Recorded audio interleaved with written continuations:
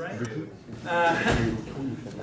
My name is Richard Ganda. I'm a professor here at the Faculty of Law at McGill University. I have the honor of chairing this next session with two distinguished colleagues, Patrick Macklin and Seth Davis.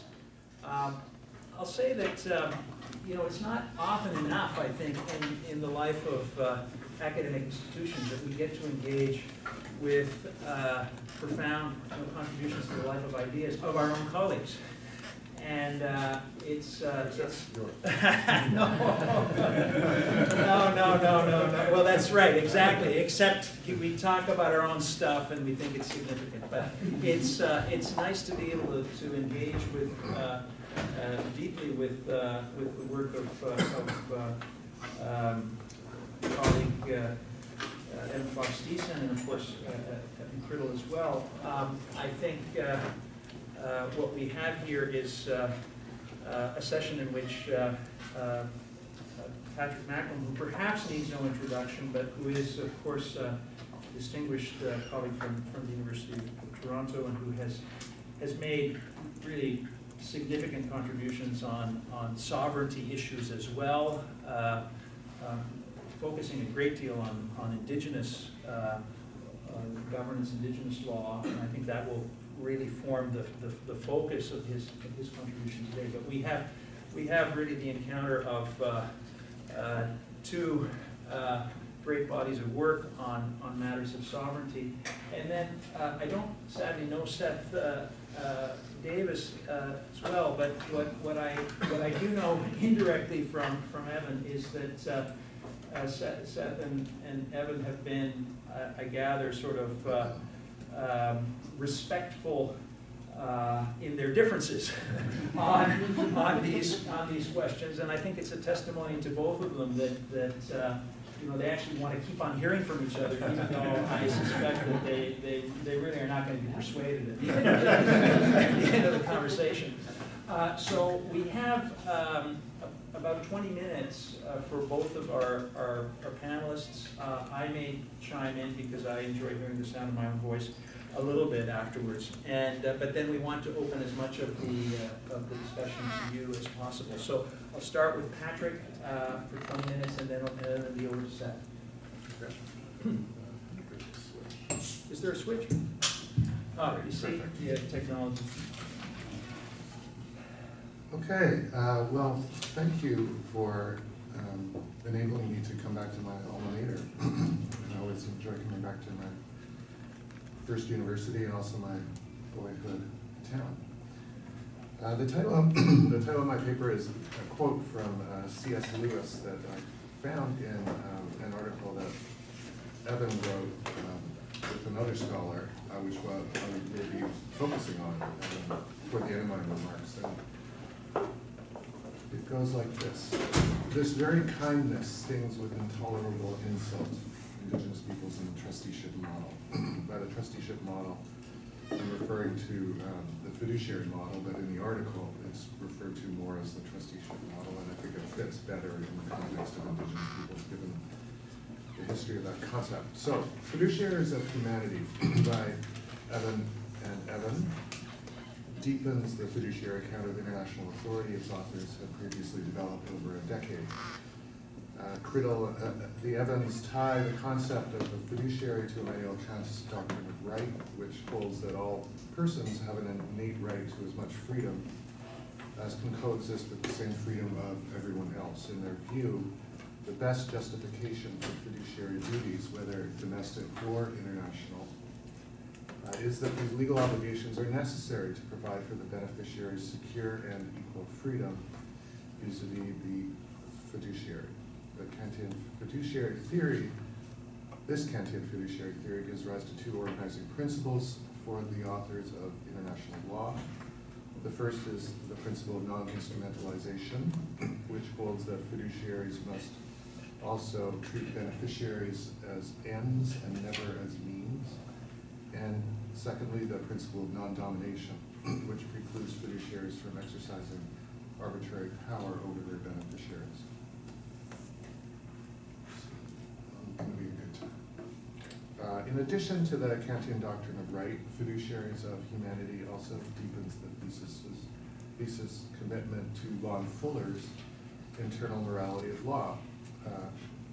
Evan and Evan claim that if a state violates one of Fuller's formal desiderata, such as intelligibility or non-retroactivity, it by extension violates its fiduciary duty by way of the principle of non-domination.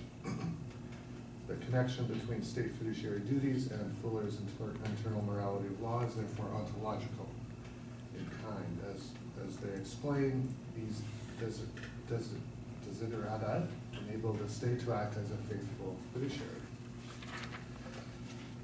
The author's overarching thesis should be viewed in light of the fact that how the state acquires legitimacy to exercise power is probably the most fundamental question in classical and contemporary political theory.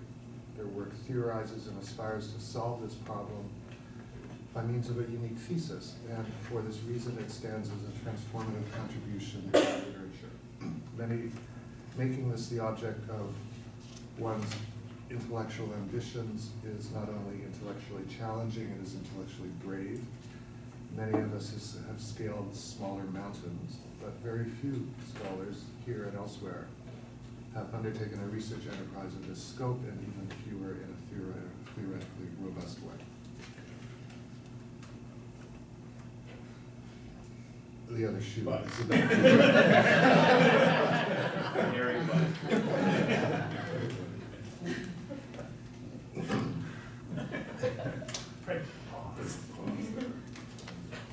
Fiduciaries of Humanity raises several thorny questions. For example, is Kant's doctrine of right the sole source of rights, or are there additional sources of right that might supplement the Kantian doctrine? Sources rooted in contingency, history, and injustice. I will return to this question shortly.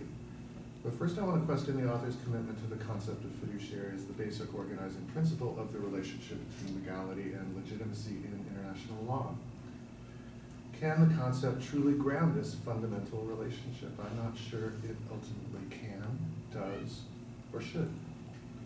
I see the fiduciary concept as more of a doctrinal concept that addresses certain hierarchical relationships between certain individuals, such as parents and children, teachers and students, and the like. A concept whose normative significance lies in the fact that it imposes obligations on persons in power to take the interests of the weaker party into account when exercising their authority.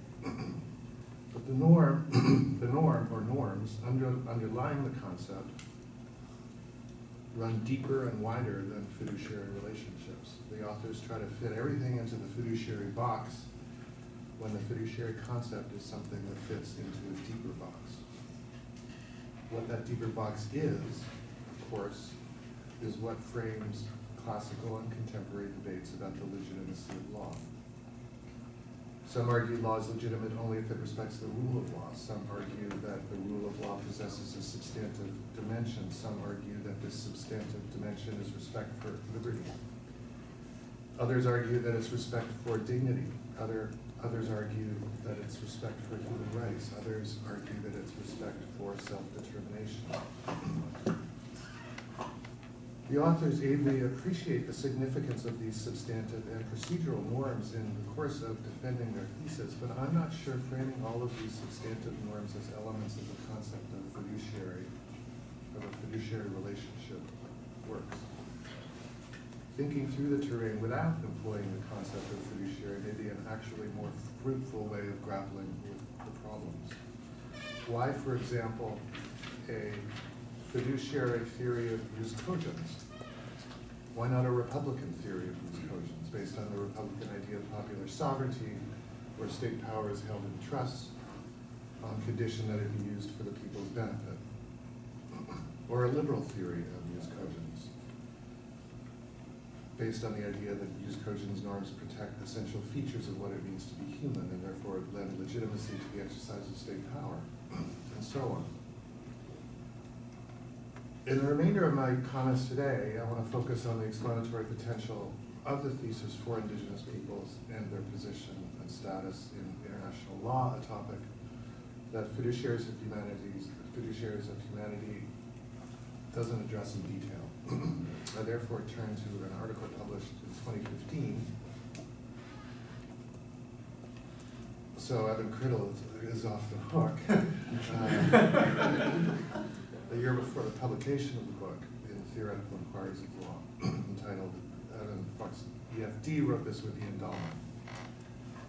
It's entitled Sovereignty as Trusteeship and Indigenous Peoples. I want to preface my remarks about this piece by saying that despite of what is coming from the form of critique, that piece is a remarkable piece in terms of deploying the concept of trusteeship and fiduciary. It also is a brave piece, given the history that the role of trusteeship has played in the context of Indigenous peoples. And it's superb. So there is a lot in there that is really it's a really terrific piece. In it, they explore two challenges that Indigenous peoples pose to the idea of sovereigns as trustees for humanity.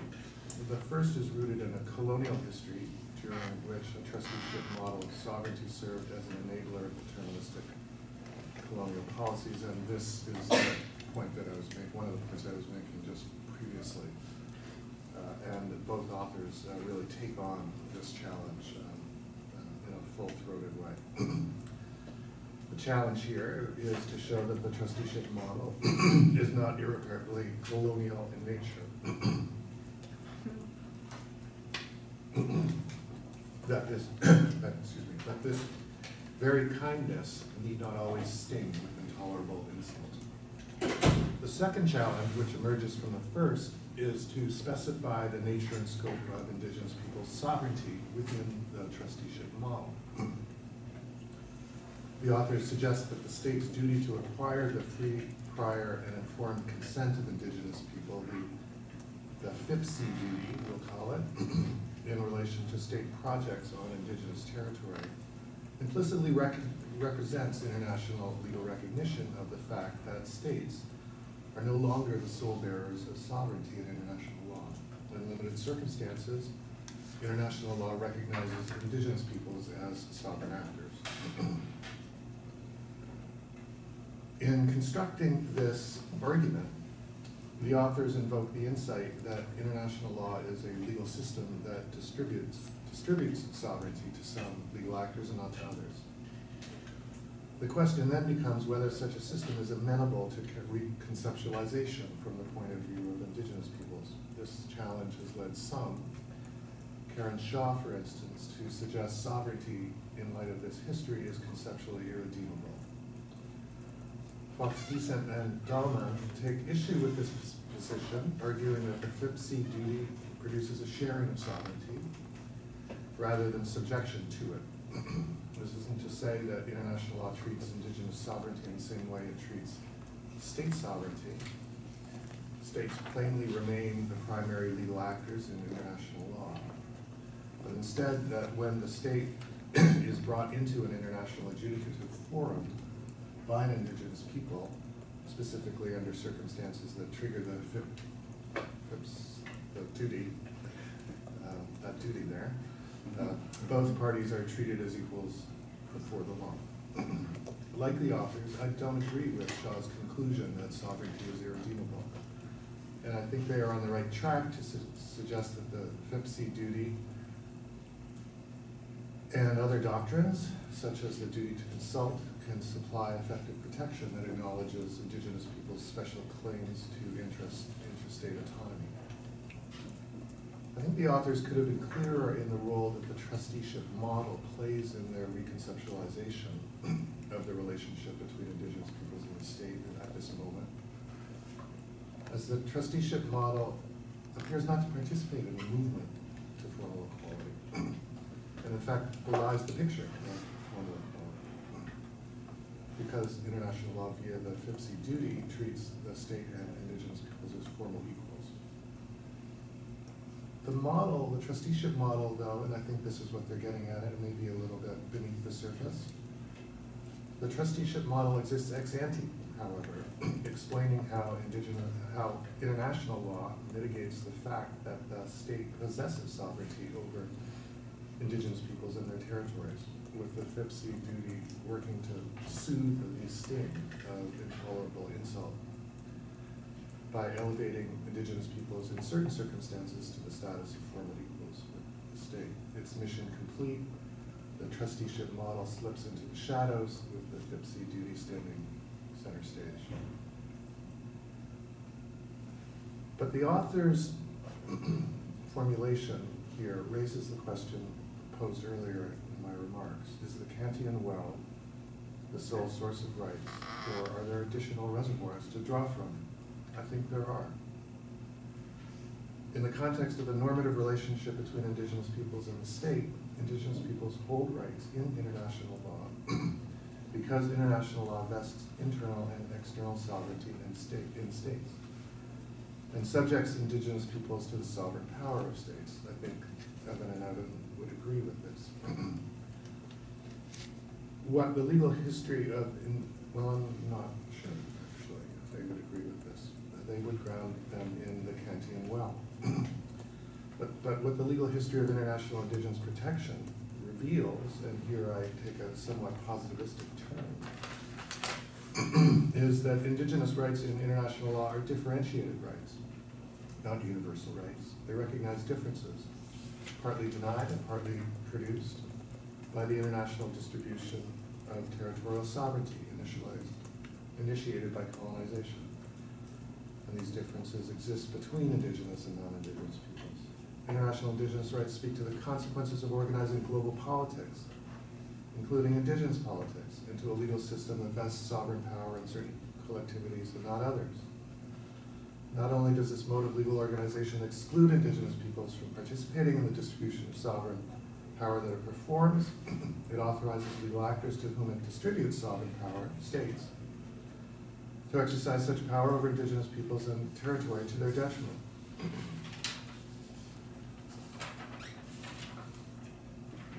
The morally suspect foundations of these baseline legal entitlements are why Indigenous rights merit recognition on the International Legal Register. A failure to respect international Indigenous rights, in the words of Michael Reisman, reenacts the tragedy of colonialism. International law, absent exceptional circumstances, does not authorize Indigenous people to assert sovereign independence from a state in which it's located.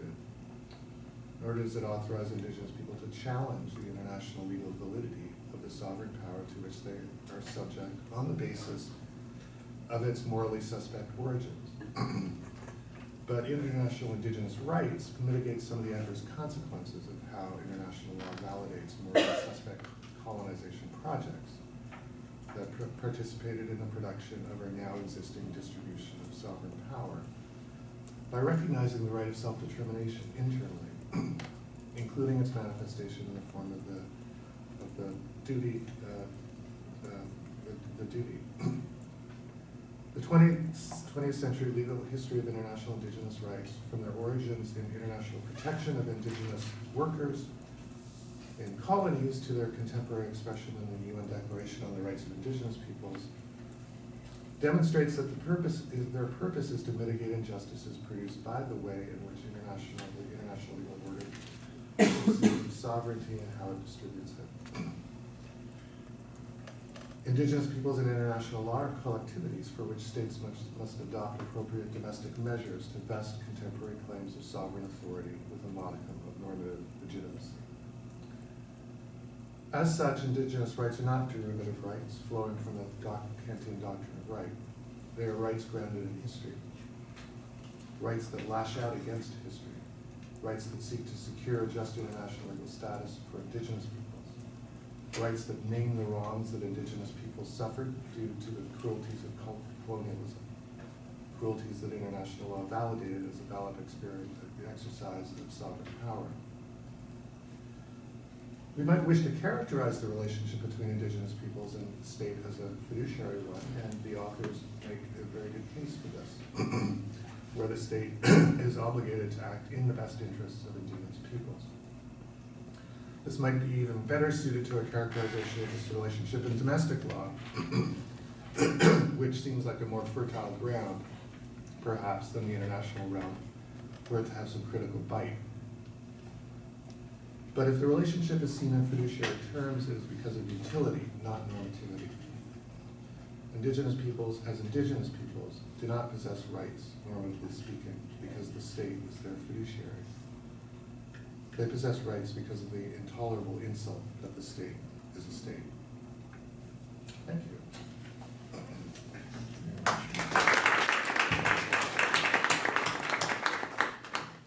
Thank you so much, Patrick. I pass it over to Sam. Thank you.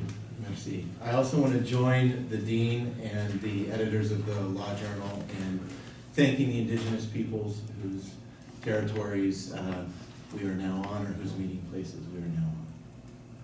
I'm presenting a very early work in progress entitled The Private Law State. My aim is to take stock of the use of private law categories, fiduciary law, property law, contract law, and so on, in arguments about the state and what it owes to those subject to its power. My jumping off point, of course, is Evan Criddle and Evan Fox-Decent's groundbreaking book, Fiduciaries of Humanity, which offers a fiduciary theory of the state's obligation to respect human rights. This work in progress continues an ongoing conversation, much of it going on in the annual Fiduciary Law Workshop, among scholars who are interested in the potential contributions of private law theory to public law. I have been critical of public fiduciary theory. In a 2014 article, I critiqued the use of doctrine from private fiduciary law to decide doctrinal disputes in public law. In more recent work in the California Law Revue and a forthcoming volume on fiduciary government, with Evan Criddle serving as my editor, I have been critical of Evan Criddle and Evan Fox-Decent's arguments. I've been critical of how the fiduciary conception of the state lends itself to legitimating domination and usurpation in the form of wrongful denials of rights to collective autonomy. That critique has focused on the fiduciary justifications for colonial rule of Indigenous peoples. In United States law, which is what I'm most familiar with, the federal government's plenary power to take the lands and deny the sovereignty of American Indian nations has accompanied and been justified by a conception of the government as a fiduciary for Indians. Throughout this work, I have asked what is gained by restating public law problems in terms of private fiduciary law. Though I don't purport to speak for him, I understand Professor Macklem to ask a similar question in his remarks today when he asks whether, quote, thinking through the terrain without employing the concept of a fiduciary may actually be a more fruitful way of grappling with the problem. But here's the but, and the but is in some sense an amendment of some of the critique that I've offered before. What analytic or normative advantages are there to thinking about state power and state duties in fiduciary terms? More generally, what advantages might there be to thinking about state powers and state duties in terms of private law? There are three possibilities that I want to consider in these remarks. The first is that fiduciary law, or private law more generally, can provide doctrine for deciding public law cases. The second is that fiduciary law, or private law more generally, can provide categories for thinking about state power and state duties. And the third is that fiduciary law, or private law more generally, provides techniques for judgment about state power and state duties. I want to reject the first possibility, accept a version of the second, and focus our attention on the third, which I think may be the most interesting and most relevant for Professors Criddle and Fox-Decent's project on international law. Today, most of us agree that state authority involves representation. A state represents its people. But there are deep disagreements about what that representative authority is for. Sometimes we talk about domination, as Professors Criddle and Fox-Decent do. Sometimes we talk about democracy. Other times we talk about the gross domestic product. We want our states to be and to do many things, some of which are at odds with one another. How should we grasp political and social problems about state sovereignty in a divided world? The possibility that I want to explore is that private law may help us answer this sort of question. The qualification I offer is that private law itself cannot determine the solution to problems of division that it itself contains. To have a sense of the analytical and normative stakes, it may be helpful to keep a real-world problem of state sovereignty in mind. Consider, for example, the problem of immigration. Does state sovereignty entail a right to exclude immigrants? If it does, then we are going to have borders with guards to patrol them. And as a recent US Supreme Court case involving a deadly shooting across the Mexico border reminds us, those guards will have guns.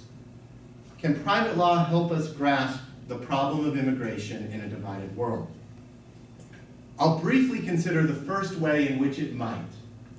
Private law might provide doctrines for deciding problems in public law. The most direct route for this would involve importing private law doctrine into public law. In thinking about immigration and state borders, we might look to private trespass law. The state, we might think, is an owner of its territory. As an owner, it has an interest in exclusive possession. To protect this interest, we might think international law, like property law, should assign a right to exclude to the state. Like a private owner, the state may exclude someone from entering its land, except perhaps when entry is necessary to avoid imminent danger. An immigrant who tries to enter without permission is a trespasser on this approach, who is infringing on the state's interest in exclusive possession. I have argued in other work that little normative purchase is to be gained and much analytical clarity is to be lost by the importing of private fiduciary law doctrines into public law. And I think the same is true of importation of private trespass law in this hypothetical. The reasons that private law assigns a right to exclude to owners do not necessarily apply to states. States do not, for example, have a private owner's interest in exclusive possession. We do not think, for example, that a state can use public lands or public parks within its territory the way that a private owner can use private lands. And our reasons for thinking that undermine using private trespass law as a doctrine for deciding questions about state borders and immigration. I think we should be wary, in other words, of importing private fiduciary law or private law more generally in order to find or pick out doctrines for deciding problems of state power and state duties. Panopticon has responded to that sort of point, which I've made before, by arguing that fiduciary law might still be a category for thinking about public law. It might be that the values or normative concerns of fiduciary law overlap with those at stake when we talk about the state and vice versa. If so, then fiduciary law may be a category for thinking about state powers and state duties. That is how I read Professors Criddle and Fox-Decent's Fiduciaries for Humanity. The cosmopolitan fiduciary duties they describe, duties that run to humanity, have no parallel in private fiduciary law. Trust law, for example, speaks of a trustee's duty of undivided loyalty. Cosmopolitan fiduciaries, by contrast, have divided loyalties. They are loyal agents of their citizens and trustees for humanity. Fiduciary law functions here as a category for thinking because of the structural resemblance between private fiduciary authority and state authority and the normative concerns that this sort of authority might raise. So I'll grant that fiduciary law may be a category for thinking about the state. I don't think it's the only private law category to look to, however. I'm worried in particular about the relevant values and aspects of problems of state sovereignty that the fiduciary category may make it harder to think about. We can grasp this concern if we think about immigration again. Professors Criddle and Fox-Decent do not think of states as private owners of territory. Rather, they argue that states are fiduciaries for humanity with duties to provide refuge to refugees. States are not private owners with robust rights to exclude. Suffice it to say that not everyone agrees. Many people think that border controls, for example, have something to do with preserving the self in self-government. For those who, like Professors Criddle and Fox-Decent and me, think that borders are too closed under current law, it is necessary to think through what demands citizens are entitled to make in the name of self-government. We might not import private trespass law into the law of immigration, but some have certainly made the argument that a state's right to exclude is necessary for self-government. I do not think that this idea can be ruled out of court as an interpretation of current law, and its ubiquity demands a normative response. If we take fiduciary law as a category for thinking about the state, then we should recognize that fiduciary law is a category for thinking that overlaps with other private law categories. There are property, or at least property-like features of private fiduciary law. And there are contract, or at least contract-like features of private fiduciary law. To use fiduciary law as a category for thinking about the state, then, is necessarily to raise property and contract as potential categories of thinking. It may be that fiduciary law's multiplicity, I might say its indeterminacy, is what helps public fiduciary law get off the ground as a category for thinking about immigration and other problems of state sovereignty. Because of fiduciary law's multiplicity, it is open to a range of sophisticated formalist arguments about states' duties under law. For example, we can argue that states are agents of their citizens and no one else. We might think that when it comes to territory, states are agents tasked with protecting their citizens' collective interests in exclusive possession. Or we can argue, as Professors Criddle and Fox-Decent do, that states are trustees for humanity. And as trustees for humanity, states may not exclude immigrants for no reason at all. Nothing in the fiduciary conception itself rules out these alternative visions, because fiduciary law itself is divided into multiple forms of authority reflecting multiple values.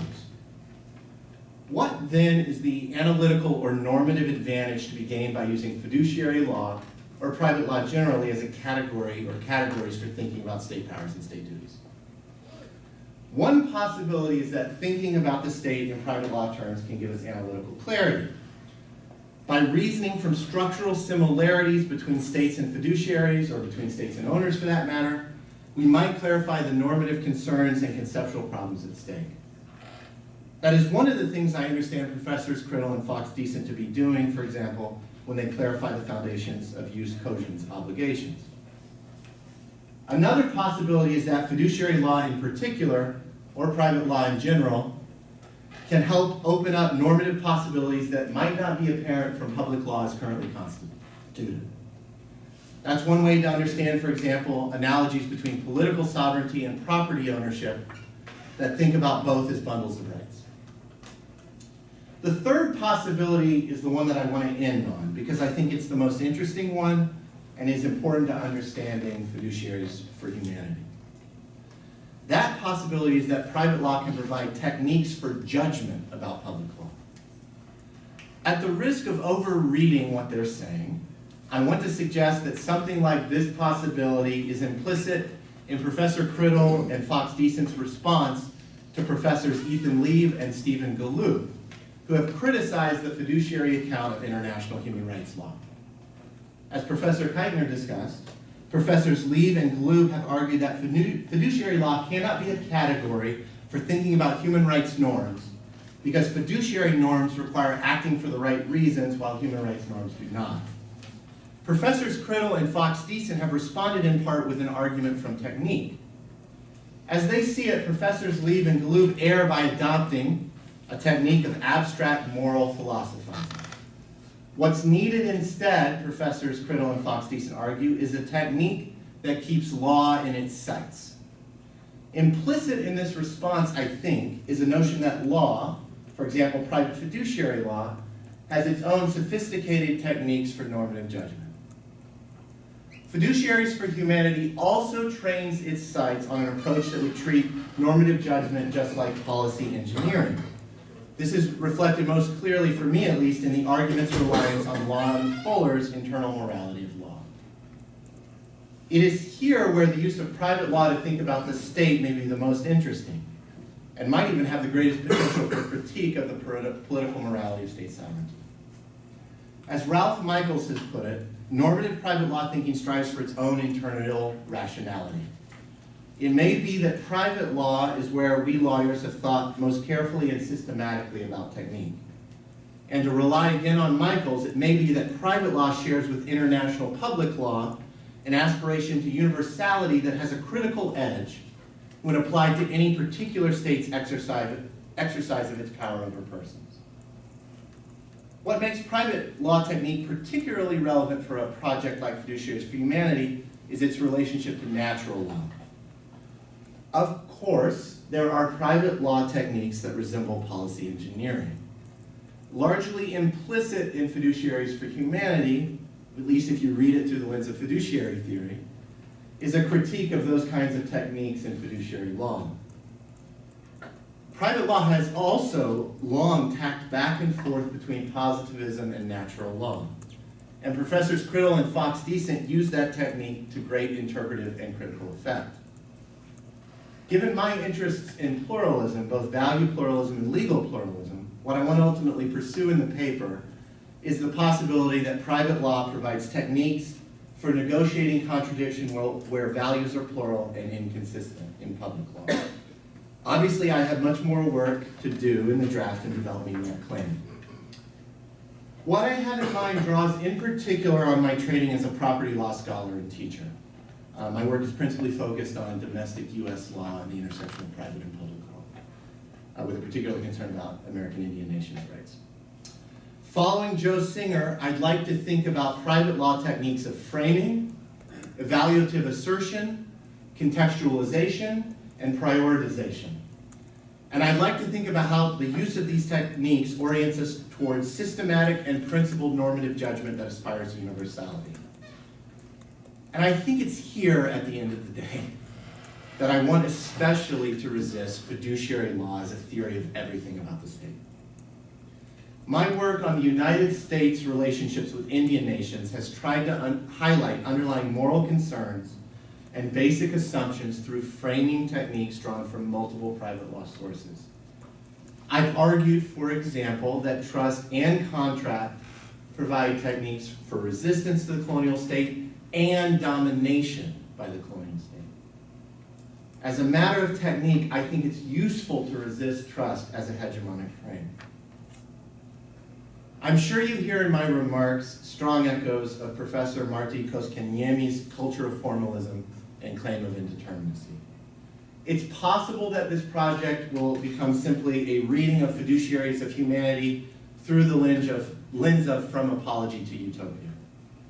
Within the confines of public fiduciary theory, that would be useful to develop critical perspectives that have thus far been largely absent from the field. I'm interested, however, in trying to say something that we'll all be interested in, with the we being, I guess, those of us in the room who aren't necessarily in the fiduciary law workshop room. I think that something else may lie in showing how looking to private law generally, and not just fiduciary law in particular, can provide fresh perspectives on problems of state sovereignty, not in spite of, but because of its divisions. And with that, I look forward to your criticisms of the project. Thanks so much.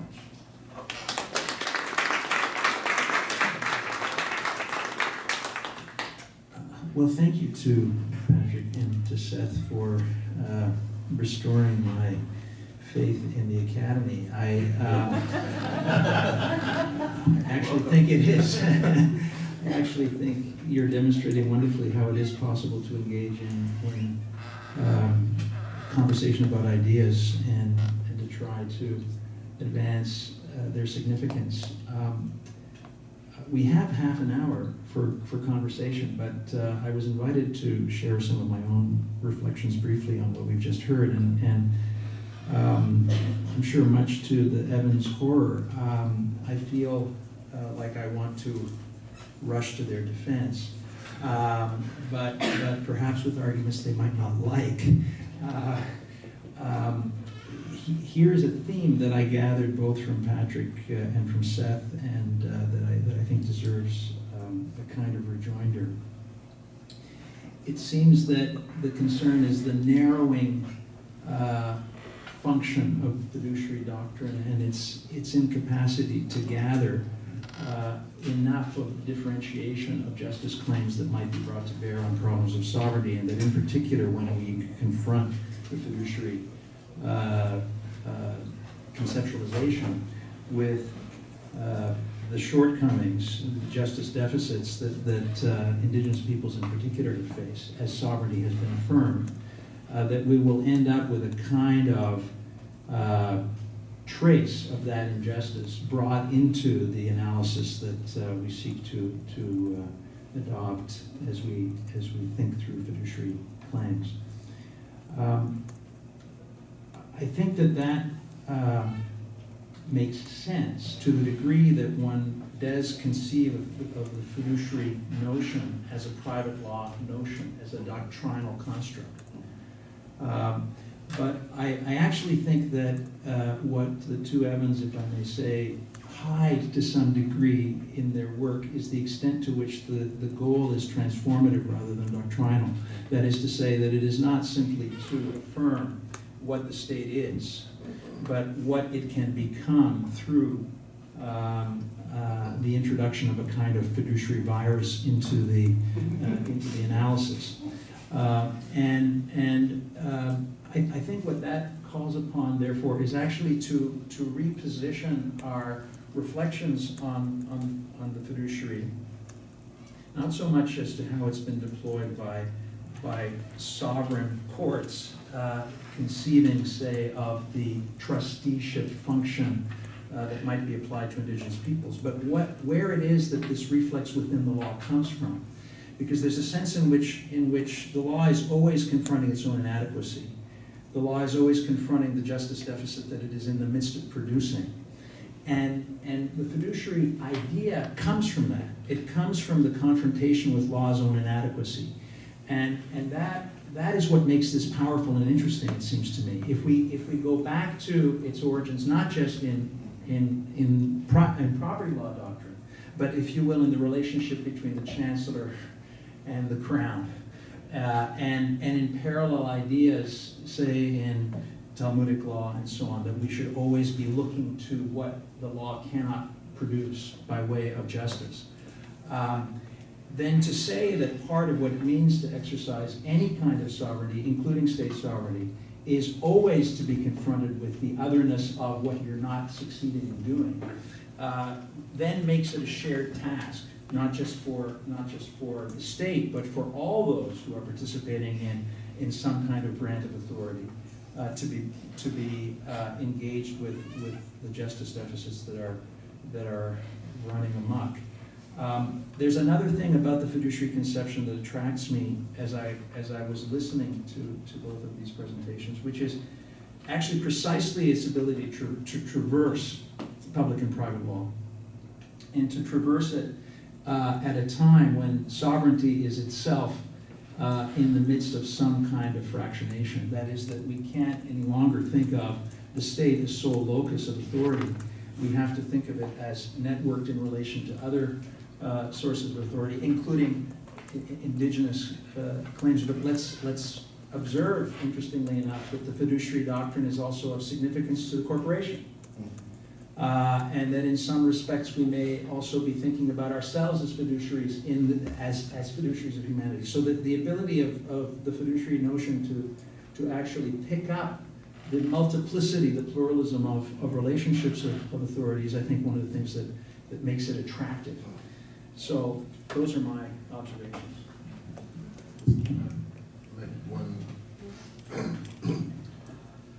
So that was really insightful. I hadn't thought of it, those ideas in those terms. I do want to clarify one point that you made earlier when you described a theme, and what Richard said was a theme was that with deploying the fiduciary concept, you're never going to get rid of the stain. It's always going to be there, and that may be the case symbolically. It certainly doesn't need to be the case legally, or is not the case necessarily, well, depending on what content you give it. But and that's not my concern. So Karen Shaw's concerned about that. I'm not, nor are Evan and I. And so it's a different sort of. I don't partake in that. I just wanted to. But thank you. So I want to react to a different part of what you said, just to sort of cover the gamut of it. There is much generally I actually agree with in what you said. One thing I think you identified that's very useful is to understand this project in its place and time within the polity and the academy. This reflects my own parochial vision as a member of the American Legal Academy, but it is interesting to think about this project in the context of what's going on in the larger public law academy in the US. You see rising concerns about privatization of public functions. You see rising concerns about corruption. And you see a kind of anxiety among doctrinalists in particular, say in American constitutional law, around what normative power is left in doctrinalism. So there's interesting moves being made in a number of recent articles outside of fiduciary law theorizing in the US of searching for private law analogs or metaphors to understand aspects of constitutional law, to try to find some normative purchase that may have run out of doctrinalism. So I think all of those features, at least to the extent that this idea is surfacing in the US, are at play. I think some of them quite clearly help explain the intuitive normative appeal of public fiduciary theorizing. Think, for example, about I have written an amicus brief in an emoluments clause case involving President Trump. The emoluments clause says that acceptance of foreign or domestic emoluments by the president is a form of corruption that's unconstitutional. So there's a lot more I could say about that, but I think you're right to orient us towards the place and time in the polity and the legal academy we're at when thinking about this theory. So over to you. Questions, comments, observations that you might have about what we've just heard. I'd be interested in hearing from the panelists in terms of whether or not, both of you kind of have the same concern that this is not an all-encompassing theory, that everything doesn't fit into this box, but also shouldn't apply to each case.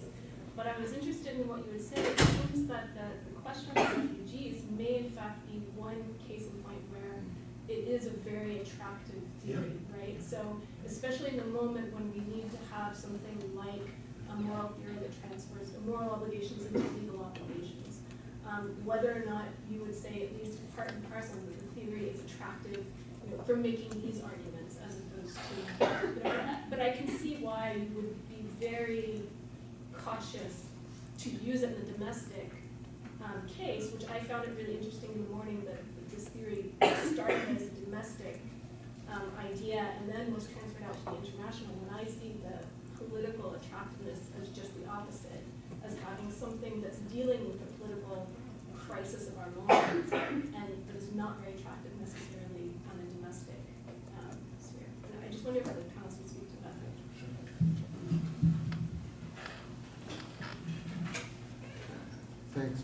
Thanks for that question. So, if you put your finger, I think, on the weakest part of my argument, which I will carefully hid. And that is, I say, it may well be better to grapple with these problems without applying the concept of fiduciary, in which case Evan could say to me, well, you say that, but show me. Because we've shown you that it works pretty darn well. So I don't have a single example. Now, I could lie and say my Indigenous people's example is an example, but it's not, because that argument doesn't depend on the first critique. Because that argument, Indigenous peoples could be, you can understand why Indigenous peoples are citizens of the state via the fiduciary concept. What the argument is that fiduciary concept doesn't explain why they have differentiated additional rights. And that, you go around the fiduciary concept to get there. So, and I haven't worked through the book in all the substantive areas where they deploy the concept of fiduciary. And I would need to do that to back up this claim, because otherwise it's just a mere claim. And it has no substance to it other than rhetorical. And my guess is, when I did read the book, I wasn't thinking this way, but my guess is, my reaction to reading the book was that they do a really fine job of explaining a whole bunch of different areas through this particular lens. So I suppose I'm in debt to you for putting your finger on my weakest part of my argument, but I'm a little ambivalent about it. So can I also just, I'm not sure that we share all the same concerns, Professor McGill and I. I will say that you have also put your finger on what I think is the weakest part in the argument, or I might say it differently, the most productive and interesting tension in my own intuitions about the project, okay? Because I actually think it's more interesting to frame it that way. And I can say a few things about it, and none of them are definitive responses to your question, right? One of the things, this goes back to the question of situating what we're trying to do with the theoretical project, right? One of the things I'm trying to do with the body of work, particularly now moving from the Indigenous context to talking, say, about the question of immigration, is to highlight what I think is an interesting problem that arises, right? Which is, if you're deploying a tool like the idea of Trustees for Humanity, because you're particularly concerned about a problem of lack of justification, of rejection of immigrants' claims to enter, and you're concerned about extending the boundaries of the state's concern, right? Beyond the boundaries on the map of the state, right?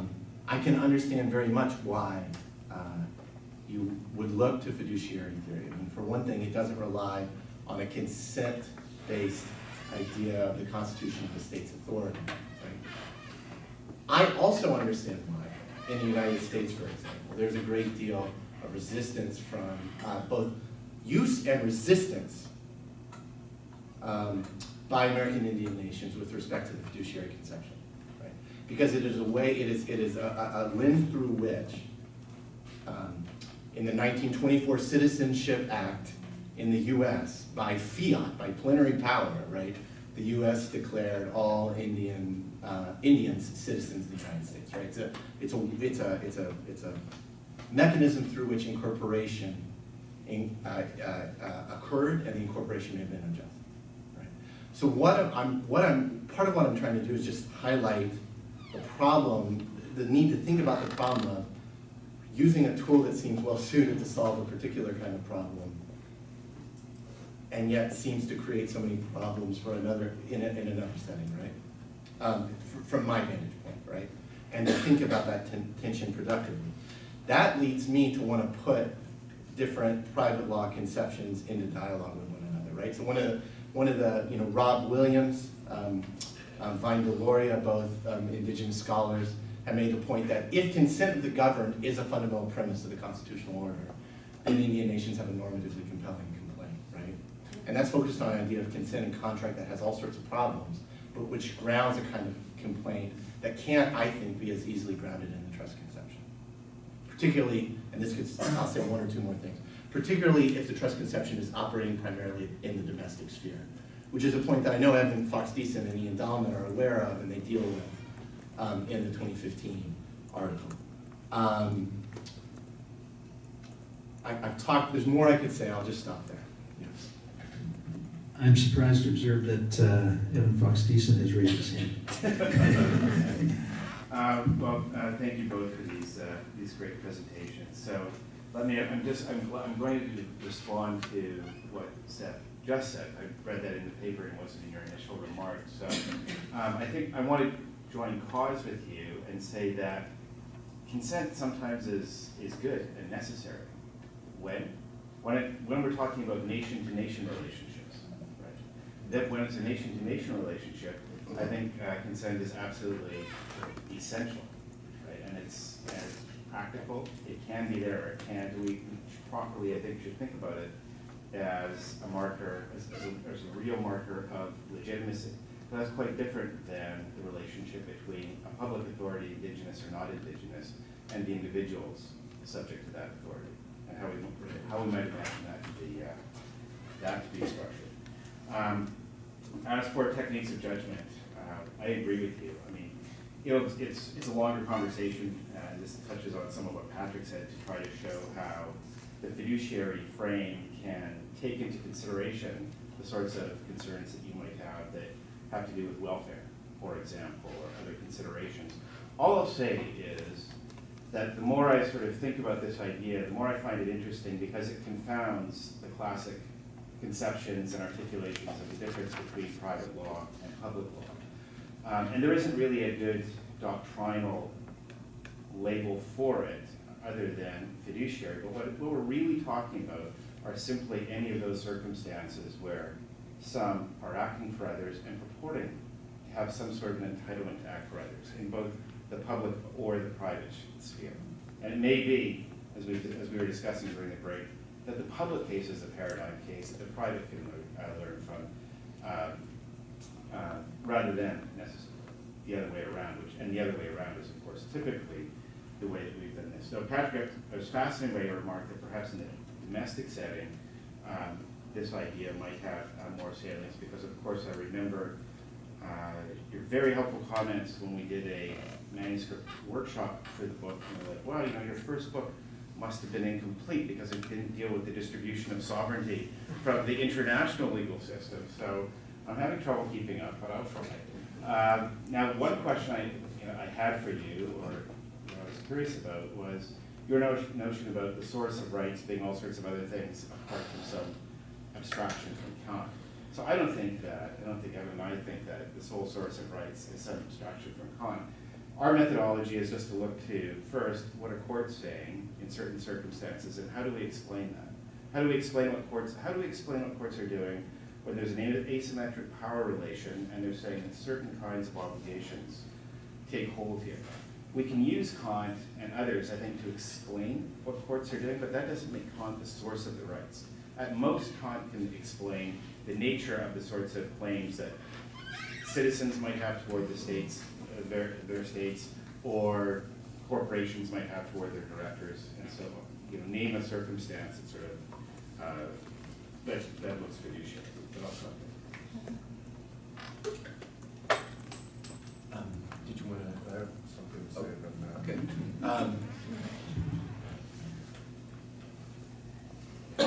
I actually think that I'm most interested in what Professor Macklem has to say. I think that I think that I will just say a sentence, which is there's another project that's in the works, as I may have mentioned to you, trying to think about if I accept the public fiduciary idea as the paradigm. So this is going against all my intuitions. Where do I end up arriving, right? So I think that is a productive line to try to reverse the vector of analysis. So we had this conversation last night, and I told you last night, after a couple of glasses of wine, that I had another critique in the paper, and I asked my colleague David Deisenhouse to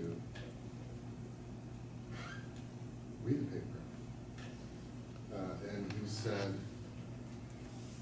"Oh, you can't do that. You can't say that because of all the Kantian stuff they talk about in the book." What I wanted to say was the following. So here's my earlier draft, and I put it back in.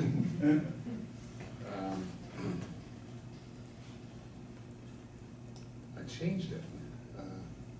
This is what it initially said. So this is a third critique.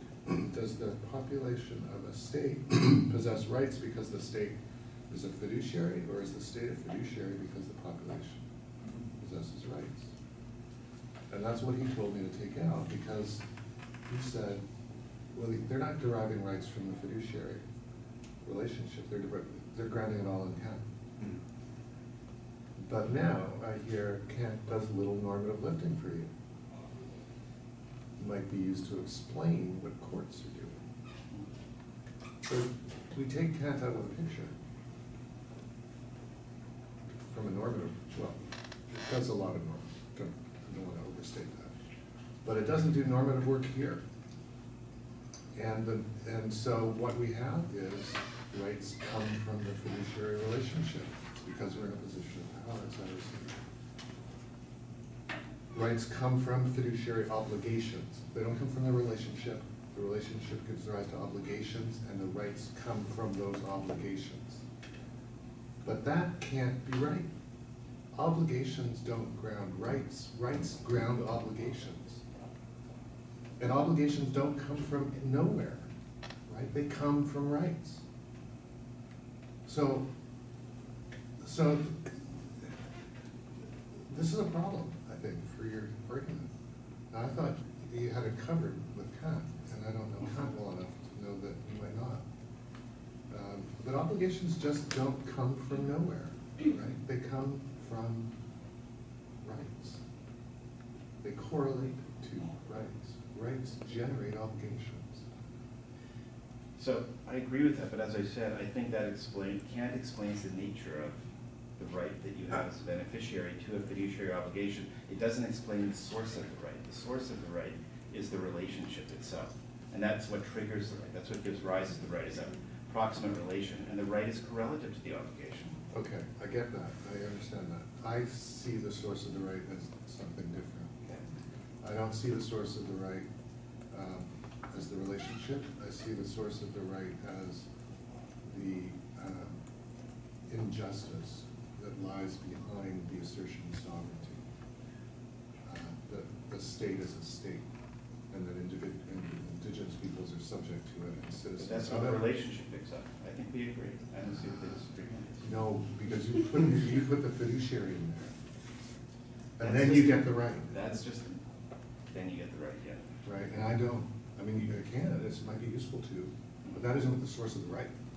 The source of the right is that historical injustice, that the state is a state, that it's the intolerable insult. That's the source of the right for me. Evan, and then there was a point in the back. We've got about 5 minutes. Yeah, so this last comment kind of takes us back to this question about which is the bigger bucket. Is it the fiduciary concept, or is it republicanism? Is it Yeah. something else? The way we That's my develop... weakest point. Well, so the way we try to develop in the book is to say that the fiduciary criterion of legitimacy is sort of an intermediate principle. So it's an intermediate principle in the sense that a criterion of legitimacy is the state always has to be, its actions always have to be understood plausibly as actions on behalf of those subject to its power, right? So that's an intermediate principle in that we might be able to agree upon that application of that principle, even coming from a content perspective or from different perspectives, and we outline a couple in the book. The book is largely aimed at trying to show that that intermediate principle is plausible under as an interpretive theory for what international law is doing. We happen to think that drawing on republicanism and kantianism makes best sense of that principle. But I think we're hopeful that one doesn't necessarily have to accept that normative frame to find that criterion plausible as an interpretation of how international law operates, and to find it useful in sort of as a positive principle that's evident across a variety of areas of law. I wanted to just quickly jump in on something that Seth said earlier. Respond Oh, very yeah. briefly to that? Sure. Before you do? I agree with that. And I think you do a magnificent job. And the book is truly transformative in our international legal imagination. But if it's an intermediate, did you say principle? Intermediate principle, it can't be the source of the right. It's got to be Kant, it's got to be republicanism. Yeah. It's Well, got to be, it can't be the source. in interest of full disclosure, I've made an argument separately, drawing on my work with Evan, that fiduciary loyalty is itself derived from principles of non-domination from Republican conception. So, Yeah. so I have kind of staked out something, and Evan's as a dog in that as well. But we think that that maybe it's not the source of the right, but it's a positively grounded intermediate principle that we might derive from this other area. But we can see, as Evan said, it's evident in jurisprudence of courts, it's evident in treaties. Just again, going back to Seth, I think the fiduciary principle, the intermediate principle, applies in situations where an individual has been entrusted with authority, or power relative to another. And so from my perspective, you raise lots of good questions about For example, what is the mechanism for entrustment? Yes. And so, we argue that international law is moving in a direction where the mechanism for entrustment itself reflects fiduciary principles.